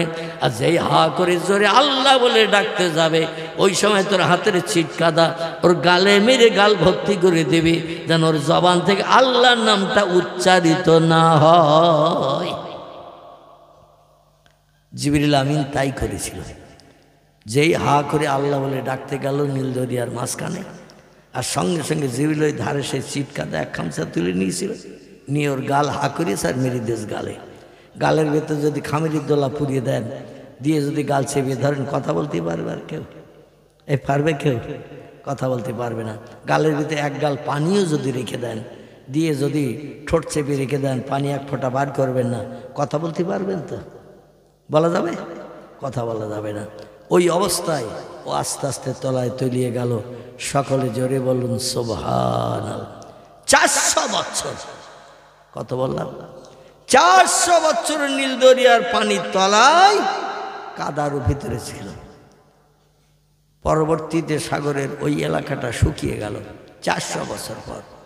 বাইরের থেকে পানি আনার জন্য সাগরের তলা খনন করে একটু গর্ত করতে গেল। গর্ত করতে যেয়ে দেখে সেই ফেরাউনের লাশ তখনও অক্ষত রয়েছে। আচ্ছা, ফ্রিজ করে রেখেছে সাগরের তলায় কে? পৃথিবীর বিজ্ঞানে যদি কাঁচা মাছ, কাঁচা গোশত বর্তমান প্রযুক্তির যুগে হিমঘরের ভেতরে রাখলে, আলু পটল বেগুন যদি ভালো থাকে, ফ্রিজের ভিতরে মাছ গোশত যদি ভালো থাকে, তা আল্লাহ কি পারে না বলে মনে হয়? আল্লাহ 400 বছর রেখেছে সাগরের তলায় অক্ষত করে। কারণ যারা বিখ্যাত বেঈমান হয়, পৃথিবীর কোনো পোকামাকড় তাদের ধারে পাশে যায় না। আর যারা বিখ্যাত ইমানদার হয়, পাক্কা ইমানদার, শস্য দানা পরিমাণ খাদ নাই, পাকা সোনা 24 ক্যারেট। কত ক্যারেট? ইমানের ভিতরে 24 ক্যারেট, যার ভিতরে শস্য দানা পরিমাণ কোনো তামা খাদ নাই। এইরকম পাক্কা ইমানদারদের উপরে আল্লাহর রহমত বর্ষিত হয়। জোরে বলুন সুবহানাল্লাহ। হাজার হাজার বছর চলে গেল, এদের লাশে এক ফোঁটা দাগ দোগ হয় না, পচে না, গলে না, কিছু হয় না।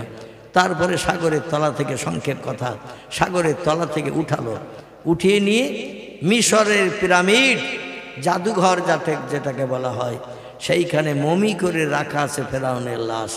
আল্লাহ রেখে দিয়েছেন ফাঁকা জায়গায়, ঘরের ভিতরে রেখে দিয়েছেন।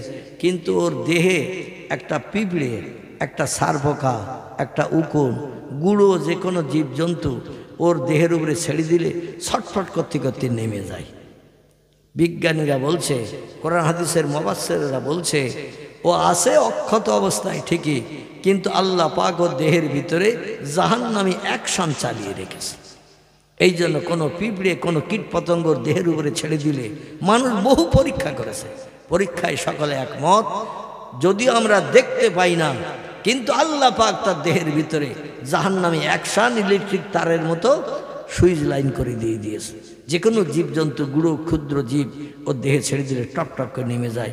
আল্লাহ বলেন আমি নিদর্শন কিয়ামত পর্যন্ত রাখবো, যাতে ফেরাউনের ভাইয়েরা ভাই, স্বাস্থ্য ভাই, মামাতো ভাই, খালাতো ভাই এই রকম দুনিয়ায় যেন আমার সঙ্গে আর বেয়াদবি কোনোদিন না করে। আহারে আল্লাহর কি কুদরতি মহিমা। যাই হোক, আমি যে তথ্যটা দিতে চাচ্ছিলাম সেটি হলো এই, নদীর ওই নীল দরিয়ার এপারে হলো মুসা নবীর দেশ মিশর, ওপারটা হলো ওর শ্বশুর বাড়ির দেশ, দেশটার নাম হলো মাদায়েন। মনে থাকবে তো, মাদায়েন দেশ। এই দেশে একজন পয়গম্বর ছিলেন, তার নাম ছিল হজরতে শোয়েব আলাইহিস সালাম। কি নাম বললাম? শোয়েব আলাইহিস সালাম। ইনি আবার শুধু পয়গম্বর নন, ইনি ছিলেন মুসা নবীর শ্বশুর। মুসা নবীর শ্বশুর। মুসা নবীর স্ত্রীর নাম ছিল হজরতে সফুরা। কি নাম বললাম? সফুরা। আর আমাদের মেয়েদের নাম জোসনা, ঝর্ণা, চম্পা, নাইস, বিউটি, ডলি, ফুলি, আরো কত কি, আর্নিকা, কত নাম বর্তমান মডার্ন যুগের মেয়েদের। রসুল বলছেন ইসমি আওলাদুকুম কা ইসমিল আম্বিয়া।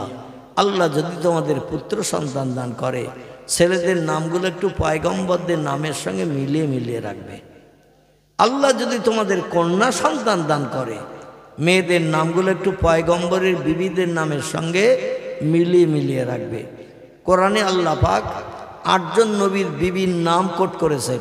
এছাড়া আরও অনেক ওলি নারীর নাম আল্লাহ কোরআনে কোট করেছেন। আর কোরআনে আছে 27 জন পয়গম্বরের নাম।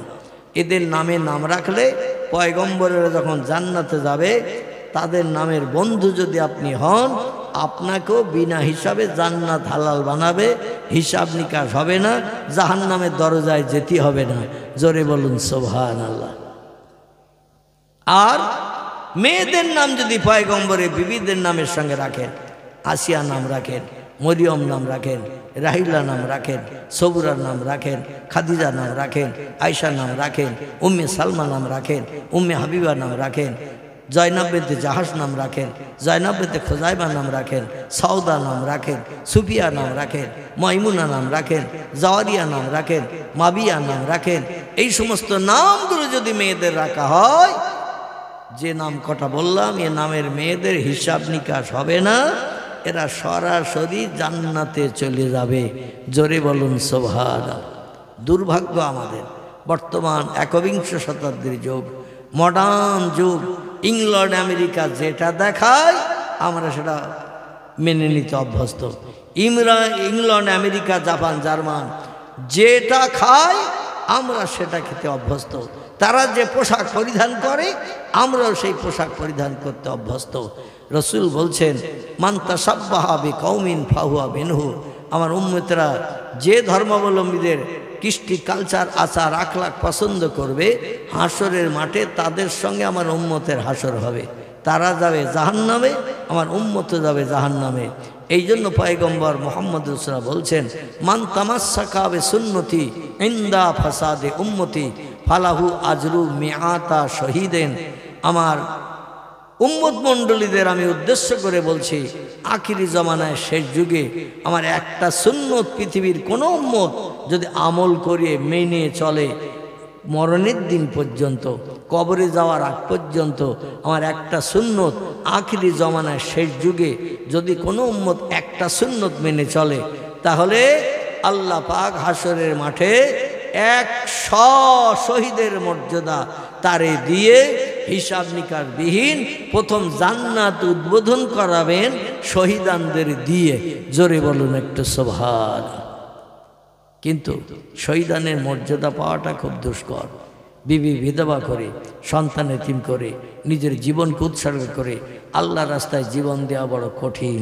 কিন্তু অন্যদিকে পয়গম্বরের সুন্নতের আমল করলে জীবন দিতে হবে না, বিবি বিধবা বানাতে হবে না, সন্তান এতিম করতে হবে না, দুনিয়ার অর্থ সম্পদ উপভোগ করার অসুবিধার হবে না। আপনি জান্নাতে সরাসরি ঢুকতে পারবেন, সেটা নবীর একটা সুন্নত আদায় করে এই যুগে যদি আমরা মরণের দিন পর্যন্ত বাস্তবে রূপদান করি। আচ্ছা, মাথায় যে আমরা টুপি দেই, এই টুপিটা কার সুন্নত? নবীর সুন্নত। আমরা যে মুখে দাড়ি রাখি এটা কার সুন্নত? এটা নবীর সুন্নত। এই যে হাঁটুর নিচে লম্বা জামা গায়ে দেই এটা কার সুন্নত? নবীর সুন্নত। আজকে একটা সুন্নত আমরা ভালোভাবে আমল করতে পারিনি। মসজিদে যাই, টুপি মাথায় দেই, ঠিক বললাম না ভুল বললাম? যেই নামাজ শেষ হয়ে যায় টুপি বোসকায় চলে যায়। আবার শুক্রবার আসবে, এক সপ্তাহ পরে টুপির খোঁজ হবে। যে ব্যক্তি নবী সুন্নত মাথায় দিয়ে জামার বাড়ি গেল, শ্বশুর বাড়ি গেল, বন্ধুর বাড়ি গেল, মাঠে গেল, হাটে গেল, সব জায়গায় যদি টুপিটা মাথায় দিয়ে যায়, খোদার কসম আপনার জন্য শহীদি মর্যাদা নসিবে জুটবে। হাসরের মাঠে 50,000 বছরের লম্বা দিন সূর্যের রৌদ্রে দাঁড়িয়ে থাকতে হবে না। বিচার শুরু করার আগে আল্লাহ আপনাকে প্রথম জান্নাত হালাল বানিয়ে দেবেন। জোরে বলুন একটু সুবহানাল্লাহ। আমি আপনাদের কাছে বলতে চাইছি এই কথা, সেটা হলো এই, অন্তত আমরা একটু চেষ্টা চালাই, পরিশ্রম করি, চেষ্টা চালাই, অন্তত নবী সুন্নত টুপিটা মাথায় রাখি, কিংবা নবী সুন্নত দাড়িটা মুখে রাখি, নবী সুন্নত হাঁটুর নিচে একটু লম্বা জামা গায়ে দিয়ে চলাফেরা করি। ইংল্যান্ড আমেরিকার পোশাক, প্যান্ট আর শার্ট আমরা আর পরবো না, আমরা ওই পোশাক আর ব্যবহার করবো না, কারণ তাতে আমাদের পরকালে কোনো লাভ আছে? লাভ নাই। অতএব দুনিয়া তুচ্ছ দুদিনের জিন্দেগি, লম্বা জিন্দেগি হলো পরকালের জিন্দেগি। সেখানে যাতে কোটি কোটি বছর বিবি বাচ্চা নিয়ে, বাচ্চা তো থাকবে না, শুধু স্ত্রী নিয়ে সুখ সম্ভোগ আমরা করতে পারি। আল্লাহ সে তৌফিক আমাদের সকলকে যেন দান করেন। সকলে বলুন আমিন। প্রাণ ভরে উচ্চ রবে মহব্বতে দরুদ শরীফ। আল্লাহুম্মা সাল্লি আলা সাইয়্যিদিনা মাওলানা ওয়া আলা আলি সাইয়্যিদিনা মাওলানা। অভয় বাণী দিল তারা, অভয় বাণী দিল তারা, ও আমিনা বিবি, শিশু পুত্র তোমার হবে শেষ জামানার নবী। যে শিশুকে দেখে তারা রসুল মেনে গেল, সেই নবীরই মোহাব্বতে দরুদ মুমিন পড়ো। আল্লাহুম্মা সাল্লি আলা মাওলানা মুহাম্মদ ওয়া আলা আলি মাওলানা। কাজ করিতে গেলেন নবী, কাজ করিতে গেলেন নবী মা খাদিজার বাসায়। রসুল প্রেমে মুগ্ধা হলেন পরকালের আশায়। আল্লাহুম্মা সাল্লি আলা সাইয়্যিদিনা মাওলানা মুহাম্মদ ওয়া আলা আলি সাইয়্যিদিনা। প্রাণ ভরে কলেমার জিকির লা ইলাহা ইল্লাল্লাহ, লা ইলাহা, লা ইলাহা ইল্লাল্লাহ মুহাম্মাদুর রাসূলুল্লাহ। কলেমা সঙ্গের সাথী, কলেমা হবে গোরের বাতি, তাই পড়ো কলেমা দিবারাতি। কলেমা ছাড়া নাই গতি, বলো লা ইলাহা ইল্লাল্লাহ, লা ইলাহা ইল্লাল্লাহ সুবহানাল্লাহ আলহামদুলিল্লাহ লা ইলাহা ইল্লাল্লাহ সুবহানাল্লাহ আলহামদুলিল্লাহ লা ইলাহা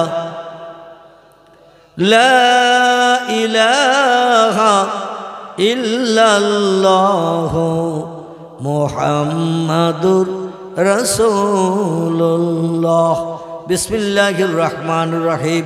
ওয়ালাম্মা তাম্মা মিন হামলিহি শাহরান আলা আশুরিল আকালিল মারাবিয়া তোয়াফিয়া বিল মাদিনাতিল শরীফাতি আবু আব্দুল্লাহ ওয়া কানা কাদ ইস্তাজাবি আকালিহি বানিয়াদিম মিনাত তায়েফাতিত তিজারিয়া ওমা কাসাফিম শাহরান আলা সাকিমা ইওয়ানুনা সুকমা ওয়া শাকা ওয়ালাম্মা মাররা মিন হামলিহি আলা রাজি তিসাতিল আশুরিল কামারিয়া ওয়া নাল জামানে আয়ানজালি আনহু সাদা হাদরাতুম মাহুলাইলাম মাউলিদিহি আসিয়াতুন মারইয়ামুন রাদিয়াল্লাহু আনহুমা ফি নিসাতিন মিনাল হাদিরাতিল কুদসিয়া ফাকাদাল মাকাদু ফাওয়ালাদাতু সাল্লাল্লাহু আলাইহি ওয়াসাল্লাম নূরায়াত লাহু লাউসানা সাল্লাল্লাহু আলা মুহাম্মাদিন সাল্লাল্লাহু আলাইহি ওয়াসাল্লাম। কে হায় মোমেনে ওঠো, ওয়াক্তে আখিরি তাজিমে কিয়াম দাঁড়িয়ে যান সকলে। ইয়া নবী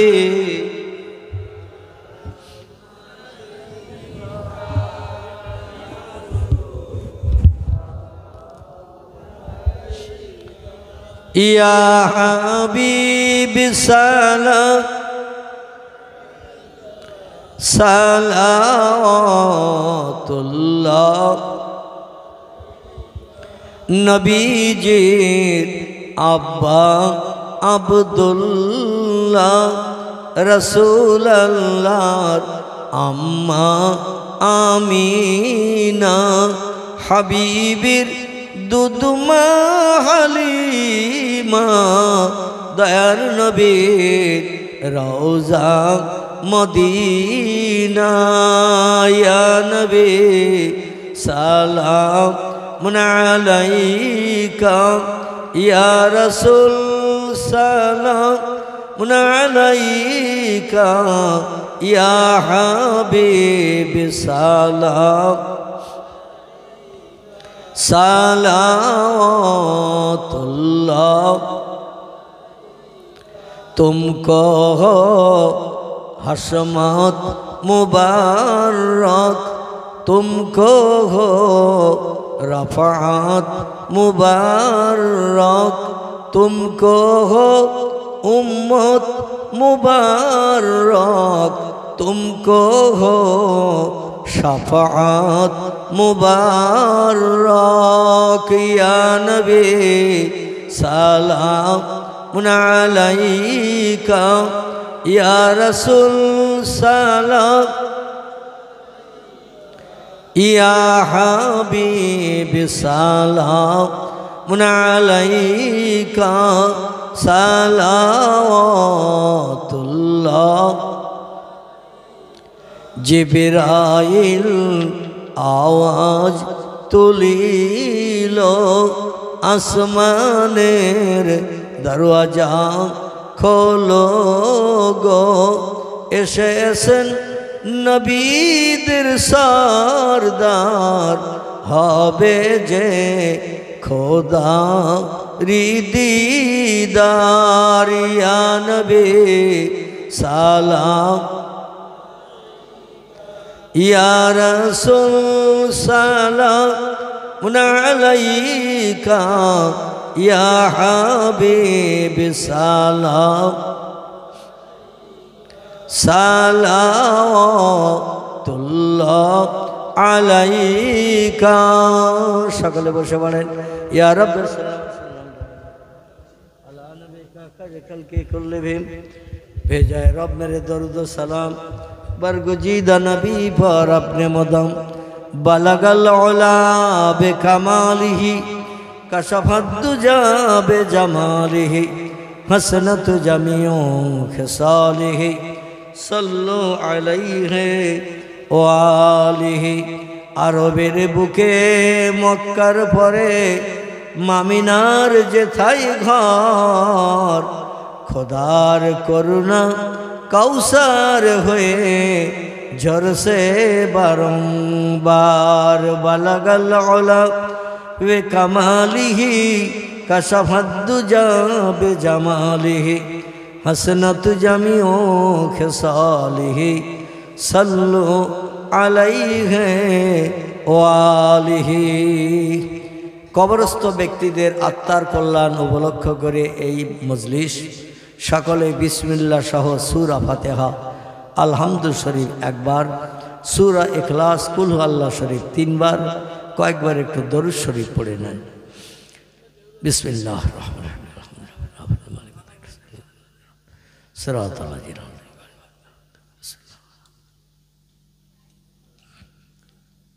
কুল হাদারাস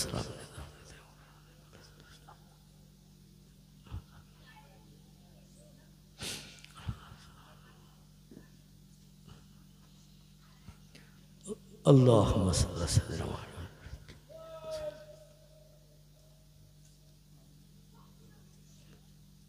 اللهم صل اللهم صل।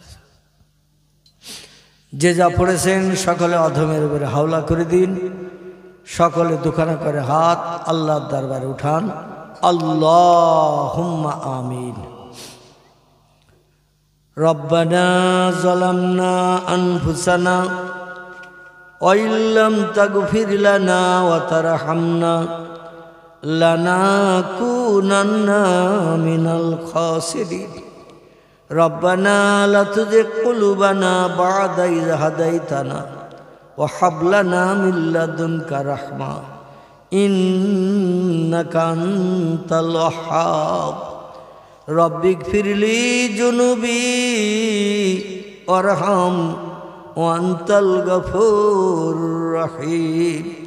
ইয়া আল্লাহু ইয়া রহমান ইয়া রহিম ইয়া হাইয়্যু ইয়া কাইয়্যুম আনতা ওয়ালি ফিদ দুনিয়া ওয়াল আখিরাহ তাওয়াফানি মুসলিমান আলহিকনা বিস সালিহিন।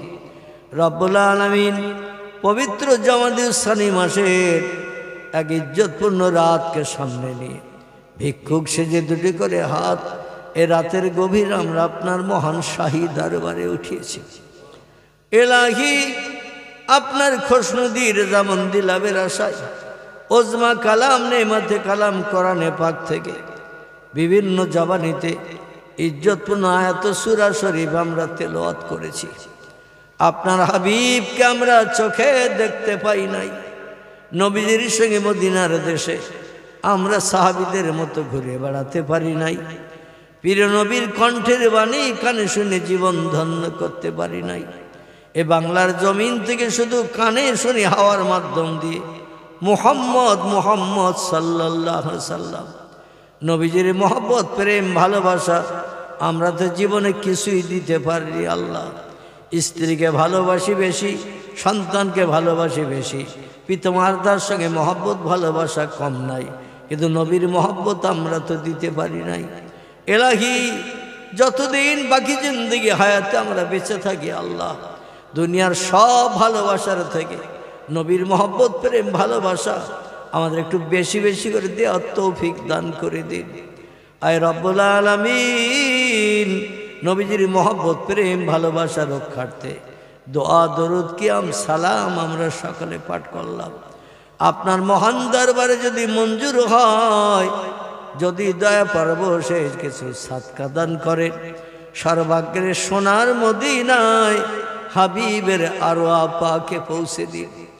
তামাম খোলাফায়ে রাশিদিন সাহাবায়ে কেরাম আজদে মুতাহিরিন রসুলের সকল আলাউলাদের কবরে সব পৌঁছে দিন। বাবা আদম মা হাওয়া থেকে নিয়ে ঈসা রুহুল্লাহ পর্যন্ত যত নবী আম্বিয়া তাদের বিবিগণ রাত জেগে জেগে দিনের কাজে সাহায্য করে কবরস্থ হয়ে গেছে আল্লাহ, সকল নবী আম্বিয়া তাদের বিবিদের কবরে তোহফা পৌঁছে দিন। পিরানে পীর দস্তগীর মহিউদ্দিন আব্দুল কাদের জিলানী হুজুর থেকে নিয়ে সময় পর্যন্ত যত অলিয়া উলিয়া গৌস কুতুব নকিব আবদাল শহীদ সোহাদা হাজি গাজী সুবিদার বেশ ইমানদার মোমেন মুসলমান নর নারী যে যেখানে অন্ধকার কবরে হাজিরা দিয়েছে, আমরা জানি না তাদের খবর কি। আল্লাহ কবরের হালাত কি আমরা জানি না। যারা আযাবে আছে আযাব বন্ধ করে দিন, কবরে যারা স্বস্তিতে শান্তিতে আছে কিয়ামত পর্যন্ত কবরগুলোকে অনাবির শান্তির জায়গা বানিয়ে দিন। এলাহি আপনার তামাম প্রেমিক প্রেমিকা মাহবুব মাহবুবা বান্দা বান্দীদের খাস রোহানি দরসিলা করি। আমরা যারা দুখানা করে হাত তুলেছি আল্লাহ, কেহ বা আব্বা জানকে জনম জনম হারিয়ে ফেলেছি, জনম দুঃখে মায়ের বুকে মাটি চাপা দিয়েছি, মায়ের চাঁদ মুখ আর দেখার সুযোগ আমাদের নসিবে জোটে না। আয় আল্লাহ নফল কবুল হজের সওয়াব আর নসিব করতে পারি না। আমাদের ভবিষ্যতের উন্নতির চিন্তা ভাবনা করতে যে কত নামাজ তারা কাজা করে ফেলেছে, শরীয়তের কত খেলাফ কাজও হয়তো করে বসেছে, একমাত্র উদ্দেশ্য আমাদের ভবিষ্যৎ জীবনটা সুখের বানানোর জন্য। আজ কবর জেলখানায় তারা ধরাশায়ী হয়ে গেছে। আল্লাহ সৎ সন্তান সেজে দুখানা করে হাত আমরা তুলেছি। আয় আল্লাহ সন্তানের তো আপনি পিতা মাতার জন্য বিদ্যুতের মতো কবুল করে থাকো। আপনার হাবিব তথ্য দিয়েছেন আল্লাহ, আমাদের পিতা মাতা যারা আযাবে আছে তাদের কবর আযাব বন্ধ করে দিন। জান্নাতি নাজ নেয়ামত তাদের কবরে কিয়ামত পর্যন্ত চালু করে দিন। কাউসারের পানি বরাদ্দ করে দিন। জান্নাতের একেবারে জান্নাত তাদের কবরে শান্তির হাওয়া দিয়ে বহিয়ে দিন। আল্লাহ রব্বুল আলামিন আমাদের দাদা দাদি নানা নানি খালা খালু ফুবু ফুবি পিতার কোল মাতার কোল শ্বশুর কোল শাশুড়ি কোল যে যেখানে কবরে কবরস্থ হয়ে আছে আল্লাহ সকলের কবরগুলোকে গোলাপের বাগান বানিয়ে দিন। আল্লাহ মাঝের পাড়া কত ছেলেরা বাপ হারা, কত মেয়েরা বাপ হারা, কত ছেলেরা মা হারা, কত মেয়েরা মা হারা। আল্লাহ গত 2 দিন 3 দিন আগে আপনার একজন বান্দা বিদায় হয়ে গেছে, তাকে এখানে কবরে কবরস্থ করা হয়েছে। আয় আল্লাহ জানি না কবর তার সঙ্গে কি ব্যবহার করছে। এতগুলো মানুষ রাতের গভীরে ঘুমকে হারাম করে দুখানা হাত তুলে দোয়া চাই, তার মরণটাকে শহীদি মরণ নসিব করে দিন। হিসাব নিকাশ থেকে আল্লাহ তাকে রেহাই দিন।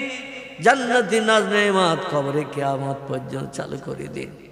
এ পাড়ার যত মানুষ বাপ হারা মা হারা আপনজন হারা, আল্লাহ রক্তের বাঁধনে বাঁধন নিয়ে যারা দুনিয়া থেকে চলে গেছে, দুনিয়ার কোথাও খুঁজলে তাদের আর সন্ধান পাওয়া যাবে না। আল্লাহ তাদের সকলের কবরে আপনি এই মজলিসের সাদকা টোকন পৌঁছে দিন। কিয়ামত কবরগুলোকে গুলে রৌশন ফুলের বাগান বানিয়ে দিন। মৃত পিতা মাতা দাদা দাদি নানা নানি যারা কবরস্থ হয়ে আছে তাদের রুহানি দোয়া আমাদের সকলের জন্য নসিব করুন।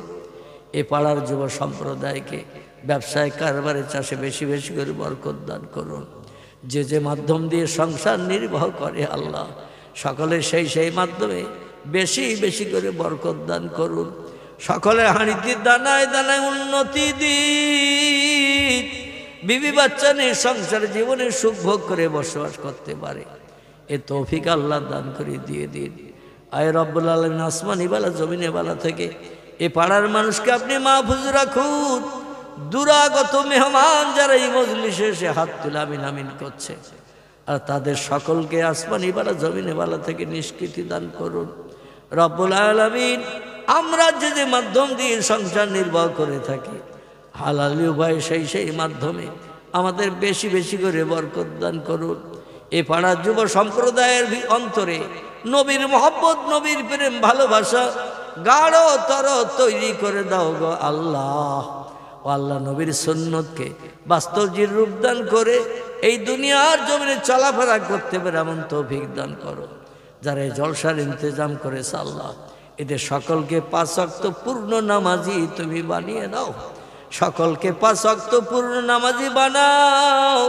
নামাজের মহব্বত প্রেম ভালোবাসা এদের হৃদয়ে অন্তরে গাঢ় তর তৈরি করে দাও।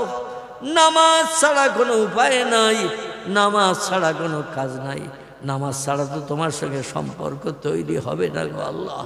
সেই নামাজের মহব্বত প্রেম ভালোবাসা আমাদের হৃদয়ে অন্তরে বেশি বেশি করে তৈরি করে দাও গো আল্লাহ। মরণের সময় আপনার একত্ববাদের ভাষা পবিত্র কালেমা শরীফ আসানির সঙ্গে আমাদের সকলের জবান দিয়ে চালু করিয়ে দিও গো আল্লাহ। আয় রব্বুল আলামিন হাসরের মাঠে আপনার হাবিব যেখানে দাঁড়ানো থাকবে, নবীজির পিছনে দামান ধরে আমরা যেন জান্নাতে যেতে পারি তৌফিক দান করে দেবেন আল্লাহ। আল্লাহুম্মা ইন্না নাজআলুকা ফি নুহুরিহিম ওয়া নাউযু বিকা মিন শুরুরিহিম তাকাব্বাল মিন্না ইন্নাকা আনতাস সামিউল আলিম ওয়া তুব আলাইনা ইন্নাকা আনতাত তাওয়াবুর রহিম। বেহুরমাতি হাযিহিল কালিমাতিত তাইয়্যিবা লা ইলাহা ইল্লাল্লাহ লা ইলাহা ইল্লাল্লাহ লা ইলাহা ইল্লাল্লাহ মুহাম্মাদুর রাসূলুল্লাহ। আসসালামু আলাইকুম ওয়া রাহমাতুল্লাহি ওয়া বারাকাতুহু। আমার কাছে বলে দাও। সবাই উত্তর দক্ষিণে হয়ে লাইন সোজাসুজি করে বসুন। সকলে তাবারুকে শরীক হয়ে যাবেন। সবাই ধীর স্থিরভাবে বসুন। সকলের জন্য ব্যবস্থা হবে ইনশাআল্লাহ। কেউ তাড়াহুড়ো করবেন না। যে সমস্ত ভাইয়েরা পরিবেশন করবেন তারা যাতে সুস্থভাবে পরিবেশন করতে